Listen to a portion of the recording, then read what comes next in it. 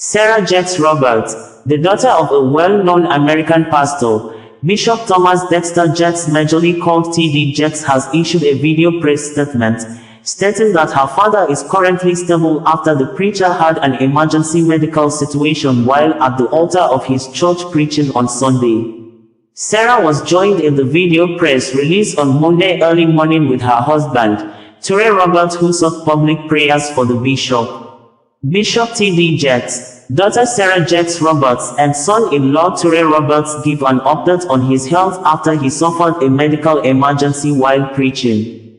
Video posted online on Sunday showed moment Bishop T.D. Jakes suffered a medical emergency while delivering a sermon and rushed to the hospital, according to the mega church Potter's House of Dallas, Texas, United States, where T.D. Jakes serves as a pastor.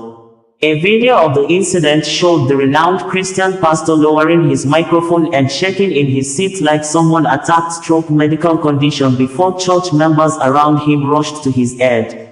In a statement, the church said Jakes experienced a slight health incident and received immediate medical attention following his powerful hour-long message. Bishop Jakes is stable and under the care of medical professionals, the church said. The entire Potter's House family is grateful for the outpouring of love, prayers, and support from the community. Jakes founded the 30,000-member megachurch in southern Dallas, Texas, in 1996. Church services at the Potter's House of Dallas came to abrupt end on Sunday when Bishop T.D. Jakes suffered the health incident mid-sermon. Jakes, a celebrity pastor and motivational speaker, spoke about the joys of preaching shortly before the incident occurred. Video of the medical emergency spread across social media shortly after the incident. "I still love to preach. I ain't tired of preaching," Jakes, 67, said to the audience. "I miss you. Have you ever gone to a hospital to visit somebody and you thought it was going to encourage them, and they encourage you? That's what preaching is like," he continued. "You think you're giving out something, you're getting back more than you gave." The pastor then moved on to quoting Psalm 19:14 before going silent. "Let the words of my mouth and the meditation of my heart be acceptable in thy sight, O Lord, my strength, my Redeemer. Let them go in peace," he said.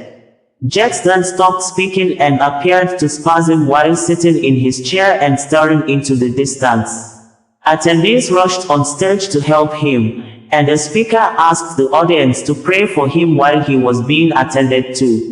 The entire Potter's House family is grateful for the outpouring of love, prayers, and support from the community, the message added. "Thank you for your understanding and continued prayers," a press statement by the church reads.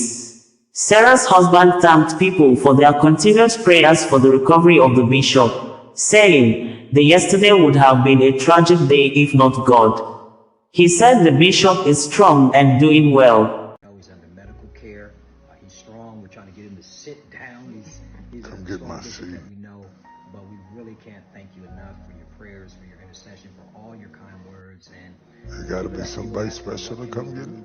keep praying, keep encouraging. It means a lot to the family. Yeah, I'm so grateful that he's already beginning to improve, and I think it's just a reminder, even going into this holiday season, we PMT serve the people of God. hold near and dear in this place of time. That we get. Love you. Hey, family. Hey, I know that today's been It was a an pleasure. interesting day for us. I still But we love to didn't want to preach. lay down without giving you all. I ain't tired of preaching.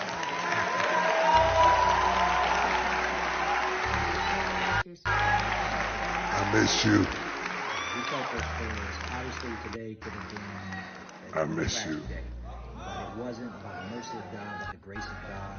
Have you ever gone to the hospital to visit somebody He's under medical and you care. thought you was gonna encourage them and they encourage you? That's what preaching is Thank you like. again for your prayers and your intercession. You think you're giving out something, Keep it up. People ask but you're getting back more than you gave. Keep encouraging. It means a lot to our family. Yeah, I'm so grateful that he's already beginning to improve, and I think it's just a reminder, even going into this holiday season, to love on the people who you hold dear, and I'm really grateful.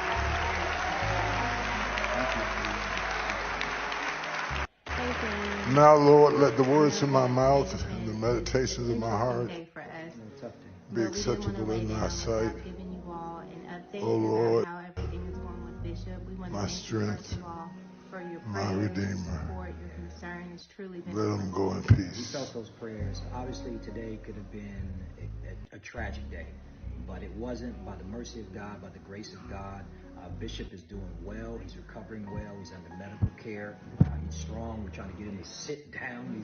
He's the strong bishop that we know, but we really can't thank you enough for your prayers, for your intercession, for all your kind words. Keep it up. People asking what can we do. Keep praying. Keep encouraging. It means a lot to your family. Take your time. And I think it's just a reminder, even going into back up. Love on the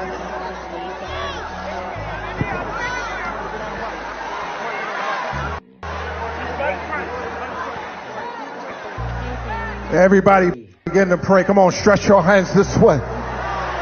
Father, in the name of Jesus.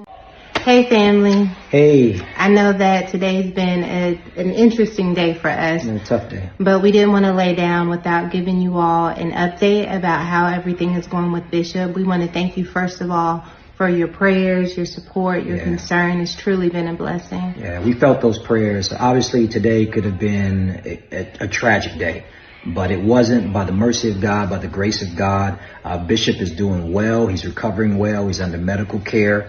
He's strong. We're trying to get him to sit down. He's the strong bishop that we know, but we really can't thank you enough for your prayers, for your intercession, for all your kind words, and keep it up. People are asking, what can we do?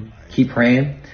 Keep encouraging. It means a lot to our family. Yeah, I'm so grateful that he's already beginning to improve. And I think it's just a reminder, even going into this holiday season week, to love on the people. Nigerians have called on Dangote Petroleum Refinery to make significant reduction in the cost of pump price of premium motor spirit, PMS, saying the 20 Naira's reduction in cost of petrol in Nigeria announced by the company on Sunday is not enough. Nigerians took to the comment section of the Dangote Refinery X social media account to express their feelings over the petrol pump price reduction shortly after the company posted the announcement press release on its verified X social media handle, and after almost all media houses in Nigeria reported the price reduction as breaking news. The Dangote Petroleum Refinery had on Sunday announced a reduction in its price of the premium motor spirit, PMS, also known as Petrol, to 970 Nairas per litre for oil marketers. The company's chief branding and communications officer, Anthony Chiejina, disclosed this in a statement.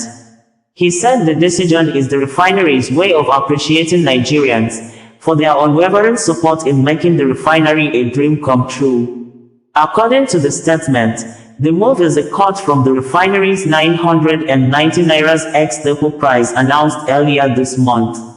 In addition, this is to thank the government for their support, as this will complement the measures put in place to encourage domestic enterprise for our collective well-being. While the refinery will not compromise on the quality of its petroleum products, we assure you of best quality products that are environmentally friendly and sustainable.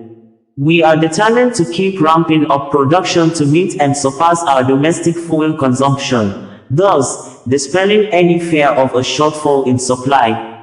The slash would help marketers save about 20 Nairas on each litre of petrol bought from the Lekki-based plant, according to news networks. Reactions from Nigerians over the price reduction are presented below with their ex-social media usernames. Sigma T's, this information isn't useful to us. As long as the price is high, the cost of living is high, 970 is still too much. Dr. Tasbol Vet, why not 999 Naira? 30 Naira is too much love to show. One day, when Nigerians develop a better means, NA go come sit down the drink NA fuel one by one.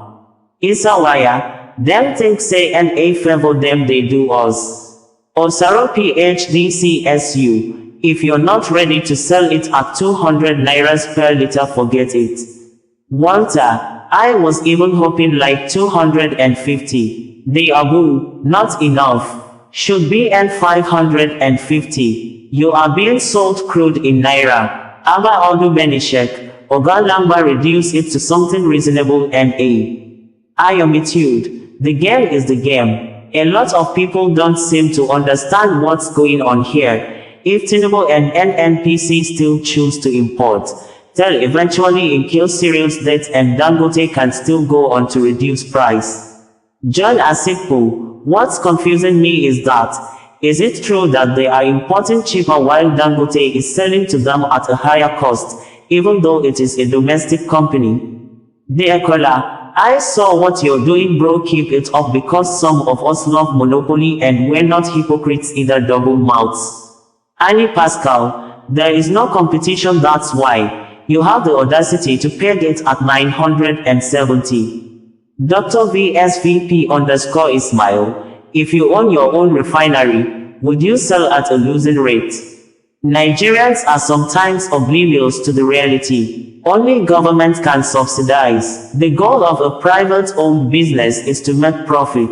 You can't expect Dangote to be doing FG's job. Perfect being, anyone who feels he can do it cheaper should do so. If you feel Dangote is cheating Nigerians, get your $20 billion and build a refinery of his standard and sell your PMS for 200 nairas. We will all buy from you. Flexibility. What's the difference between 990 nairas and 970 nairas? It's still 1000 nairas as far as I'm concerned. What can 20 nairas buy in today's Nigeria? The 20 nairas currency has literally disappeared from circulation because of its useless value. Do better. Hussein Abiyad, for 30,000 liters fuel tanker, that 20 nairas amounts to 600,000 naira. Isn't that a good discount for a marketer? Stan, Mount CW, is he talking about marketers? Person when buy 20 liters for car will get 400 naira discount. That can't buy a bottle of Coke. Deji Philip if I buy PMS at 970 naira per liter in Lagos, ship to Kano, how much will I sell it in Kano? Sell PMS into Nigeria at COP, then sell other byproducts, including base oils at profitable rates. It can be done, and your bottom line will still be thick. Oslo PhD, still too high. 200 nairas per liter and without subsidy is what will get this economy running again. The government, NNPCL and Dangote can do it if they truly want a prosperous country.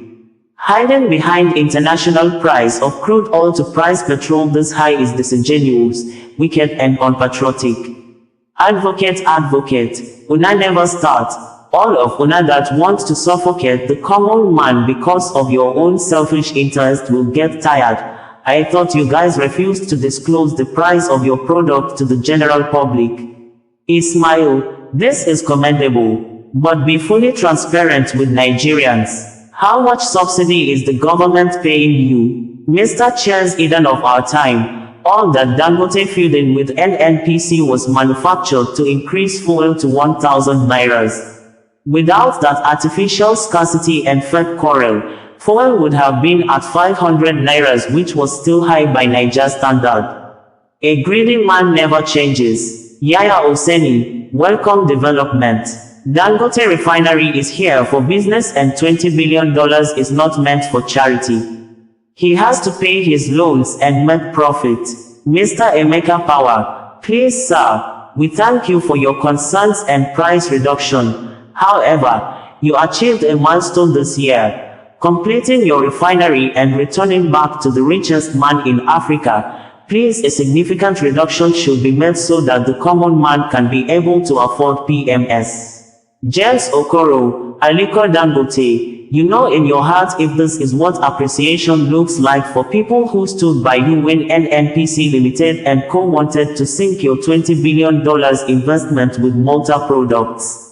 We remember very well. If you wish to give back to humanity, Give to Nigerians now that they need it. Turn the corner. Not enough, sir. We still won't be able to feel the impact of such reduction in the country. 500 to 550 would drastically put a hold to the sufferings of the people of the land. We are oil-producing country, for crying out loud. What is wrong as a nation? Balogun Akonji, after all the incentives benefited from the government of Nigeria and her people, you decided to milk us dry and get us impoverished. You have tried. Well done. This is just a testament that there is surely a day of reckoning. Federal High Court in Abuja has ordered First City Monument Bank, FCMB and Nigerian Army to jointly pay the sum of 416,650,000 naira as damages for conspiring together and illegally placed post-no debit (PND) without valid court order on the account of a bank customer, Major Akim Adorugba Oseni, who was sentenced to 10 years imprisonment for manslaughter. The court in its ruling noted that FCMB may have acted out of fear of the Nigerian Army, but the court ordered both FCMB and the Nigerian Army to jointly pay the sum of 100 million naira as general damage and 300 million naira as exemplary damages as a deterrent to the bank and the military institution, that none of them is above the law or have the right to usurp the powers of a law court or deny a bank customer the fundamental right to own a movable and immovable property anywhere in Nigeria as enshrined in the Constitution.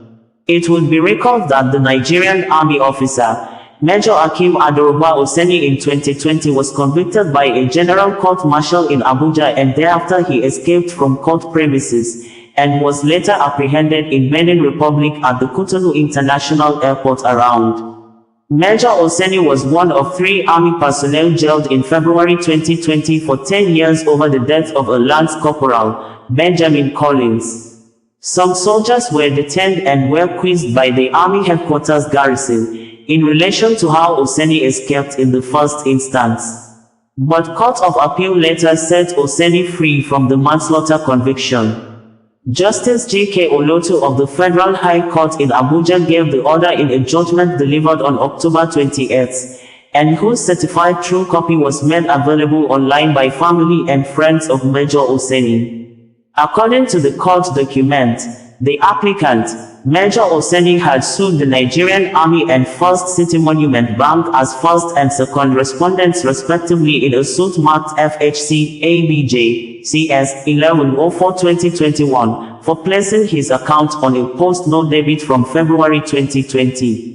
The applicant had in a fundamental human rights suit dated September 13, 2021, and filed on September 22, 2021, so 13 reliefs, among which are a declaration that the act of the second respondent, FCMB, placing the personal account of the applicant domiciled at First City Monument Bank, with account number 26561520013 on post-no debit from February 2020, till date on the directives of the first respondent, Nigerian Army, without a valid court order, now affording the applicant adequate time and facility to be heard, is illegal, wrongful, unlawful, and constitutes a blatant violation of the applicant's fundamental rights to a fair hearing, the presumption of innocence, rights to own movable and immovable property anywhere in Nigeria as enshrined in sections 36, 136, 5, 43 and 44 of the 1999 Constitution of the Federal Republic of Nigeria as altered. Sections 1, 1 and 2 of the Administration of Criminal Justice Act, 2015, and Articles 2, 3, 2, 4 and 7, 2 of the African Charter on Human and People's Rights, Ratification and Enforcement, Act Cap A9 Laws of the Federation of Nigeria, 2004. A declaration that the dehumanization of the applicant by the operatives of the first respondent, while in their custody for 10 months, is illegal, wrongful, unlawful and constitutes a blatant violation of his fundamental human rights as enshrined in sections 35, 1, 3, 4, 37 and 41, 1 of the 1999 Constitution of the Federal Republic of Nigeria as altered. Sections 1, 1, 2 and 30, 1, 2, 32, 1, 2 and 3 of the Administration of Criminal Justice Act, 2015, and Articles 6 and 12 of the African Charter on Human and People's Rights, Ratification and Enforcement, Article A9 Laws of the Federation of Nigeria, 2004. A declaration that the continuous denial of the applicant's access to his funds is a blatant disregard of his constitutional provision to own movable and immovable property, as there was no court order granted to that regard, therefore illegal, wrongful, unlawful, and constitutes a blatant violation of the applicant's fundamental rights as enshrined in sections 35, 13, 41, 1 and 43 of the 1999 Constitution of the Federal Republic of Nigeria as altered, and sections 1, 1, 2, and 30, 1, 2, 3, 2, 1, 2, 3, 2, 1, 2, and 3 of the Administration of Criminal Justice Act, 2015, and Articles 6 and 12 of the African Charter on Human and People's Rights, Ratification and Enforcement, Article A9 Laws of the Federation of Nigeria, 2004, among others. The applicant's account was placed on PND following the manslaughter investigation that allegedly took place in his office. The applicant, who was a field officer the week an attempted jailbreak occurred, was asked alongside other officers to take out the soldier, drill and relocate him to a separate detention facility within the cantonment. The soldier was afterwards handed over to the applicant to drill, frog jump, forward roll and counsel, which he did as instructed. Later that day, the applicant was told that the soldier was struggling with his leg cuff. He was rushed to the Defense Medical Headquarters, where he was confirmed dead after arrival. The applicant was court-martialed by the army and pronounced guilty of manslaughter, thereafter sentenced to 10 years in prison.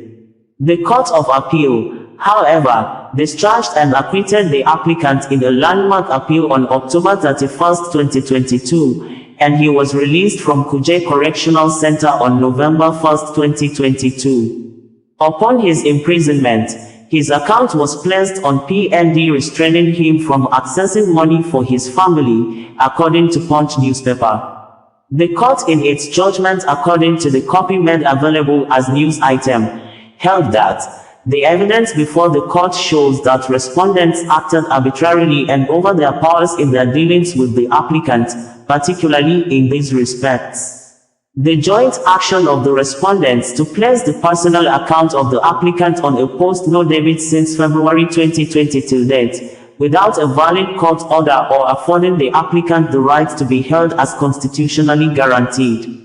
The action of the first respondent to conduct a search in a Gestapo manner and remove cash and valuables from the applicant's private apartment without a valid search warrant. The dehumanizing treatment of placing the applicant on handcuff and leg chain while in the custody of the first respondent before the confirmation of his sentence by the Army Council. Failure of the first respondent to grant bail to the applicant within 24 hours or 48 hours of his arrest, detention pending confirmation of his sentence by the Army Council. Justice Olotu therefore ruled that the first and second respondents connived and conspired to illegally freeze the applicant's account. The first respondent usurped the power of the court to order a freezing of the account by instructing the second respondent to freeze the applicant's account. Ironically, the applicant's finance was not implicated in the investigation of the case of manslaughter against him. And the second respondent, knowing better, either for fear of the first respondent or for reasons best known to it, obeyed the first respondent's instructions and froze the applicant's account. Whatever angle their conducts are viewed from, they acted clearly outside their powers. They probably thought that they were above the law. But the principle of exemplary damages will now tell them and show them that they are not above the law and that the law has no respect for anyone who breaks it. It was a big stick which it used and will now use to correct the abusive and excessive tendencies of the respondents. The first respondent also acted more than its powers in dehumanizing the applicant. The applicant claimed the sum of 2 billion naira's award of general and exemplary damages, I award 100 million nairas as general damages and 300 million nairas as exemplary damages against the respondents jointly and severally in favor. Bringing you the news in a more digital way.